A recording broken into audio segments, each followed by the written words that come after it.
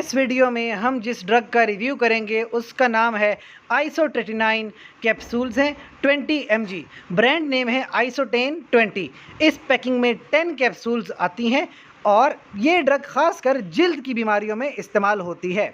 20 mg के अलावा 10 mg भी आती है, 25 mg, 30 mg, 35 और 40 mg की कैप्सूल्स भी अवेलेबल हैं। जिल्द में एक बीमारी होती है जिसको हम कहते हैं एक्नी, और जब एक्नी बहुत सीवियर कंडीशन में हो जाए यानी सीवियर कंडीशंस बन जाएं तब आप आइसोट्रेटिनाइन ड्रग इस्तेमाल करते हैं।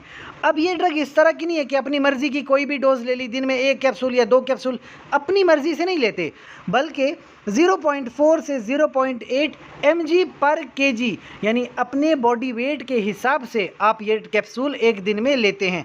फिर देखा जाता है कि दिन में 2 बार बनती है या 3 बार बन रही है, और इसका कोर्स 15 से 20 हफ्तों तक होता है। तो अगर आप देखें 1 महीने में 4 हफ्ते हैं, तो यानी कि कम से कम 5 महीनों का ये कोर्स है, या 4 से 6 महीने तक आपको ये ड्रग कंटिन्यूस लेनी पड़ती है। अब इस बुनियाद पे एक बहुत ज़रूरी बात जो आपको समझने वाली है, ख़ास करके ख़वातीन के लिए, कि ये ड्रग कभी भी प्रेगनेंसी में नहीं लेते। अब बात ऐसी है कि 6 महीनों का कोर्स है, तो अगर किसी खातून की शादी हो 1 महीने या 2 महीनों के अंदर अंदर शादी होने वाली, या उनकी शादी हो गई है जिसको महीना 2 महीने हुए और प्रेगनेंसी के चांसेस ज़्यादा हैं, तो कभी भी ऐसे अरसे के दौरान ये ड्रग इस्तेमाल नहीं करेंगे, क्योंकि ये ड्रग फीटस के अंदर एबनॉर्मेलिटीज़ भी पैदा करता है और फीटस को मार भी सकता है।